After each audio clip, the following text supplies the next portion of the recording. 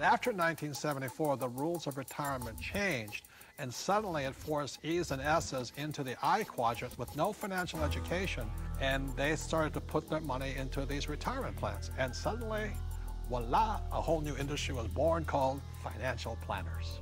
And today, it takes 30 days to become a financial planner. It still takes a year and a half to become a massage therapist.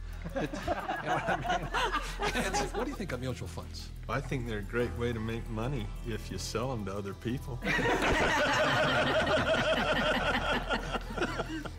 Well, I think it's one of the worst places a person could put money. They really do. They make other people rich. You know, hidden fees, expense ratios, and you talk about the law of compound interest. Well, there's the law of compound expenses. Okay, so let me ask you this. If I say to you, invest for the long term, you know what I mean, for 30, 40 years, what do you think about that in a paper asset? You've lost control that quick.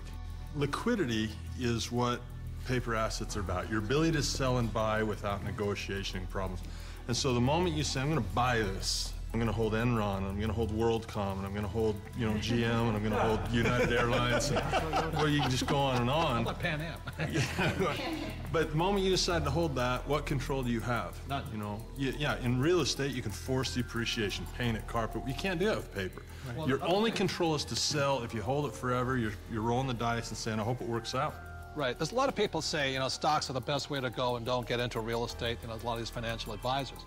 But the stocks are good for people who are not business people. You see, as entrepreneurs and real estate people, when you look at a financial statement, I personally am responsible for income, expenses, assets, liabilities. But as an investor, even in Microsoft, I have no control over income, expense, assets, and liabilities. All you can do is sell or hedge. That's all you can do. Well, that's right. And what makes it worse is that you take those paper assets that you don't have control over because you're investing long term, and then you put them into our 401k, so you have even less control, because once they're in that 401k, you can't take them out. You really can't do anything with them. You're penalized for early withdrawal. You're penalized for pulling them out. And then, on top of that, you don't even get the one tax benefit you get with paper assets is capital gains. And you put it into a 401k, you've lost that benefit. On top of that, when you pull it out, there's 3 types of taxes: earned income, portfolio income, and capital gains or passive income. And savings and mutual funds, what are they taxed at? Well, when you pull them out, when it's going through a 401k, they're all taxed at that highest ordinary income rate. It's the worst thing you could possibly do if you plan to be rich. But if you plan to be poor, it's a pretty good plan. Robert, I've seen you take heat in the press by this, where you say they're risky. And I'll tell you where I think the risk is. When you sit down and they say, we're going to diversify you. That way if one company goes down, you got all these other companies to buoy you up. And that's fine for a non-systematic type thing, but a system-wide problem, it does not protect us if the system breaks down. Because it's not diversification. Yeah, it's more fragile now than I think it ever has before. And I think these people saying, well, I'm well diversified. They're not well diversified. You diversify across asset classes, not just in bunches of stocks, in my opinion anyway. So the problem here with diversification, it doesn't protect you from a crash. Right. And it's not diversification anyway, and Warren Buffett, the world's greatest investor, reportedly, says diversification is something like it's protection from ignorance. Right.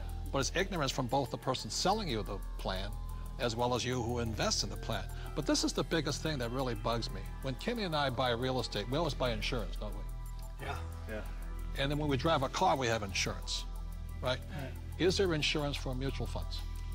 Well, not for the average person. No. I mean, is there insurance on your 401k that what you put in will be there when you retire? And which is more likely to burn down in the next 5 years, your home or your 401k? And I'll say it again, we all drive cars with insurance, hopefully. We have houses with insurance. When we buy real estate, we have insurance. Our companies have insurance.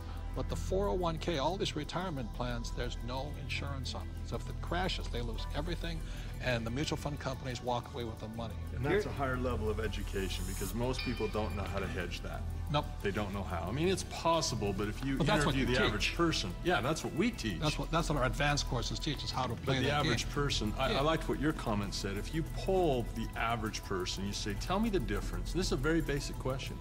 What is the difference between a defined benefit pension plan and a contribution plan Most of the people I talk to do not know that difference, and that is not a minor thing. That is a major deal. Time out.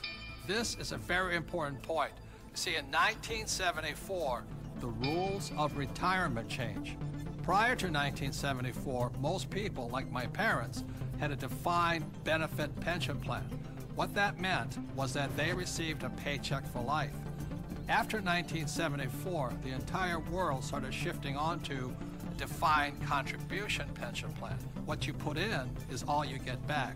And that's why these defined contribution plans, so many people are terrified of running out of money in retirement, simply because with a defined contribution plan, you can lose everything in the market crash, or you can run out of money before you die.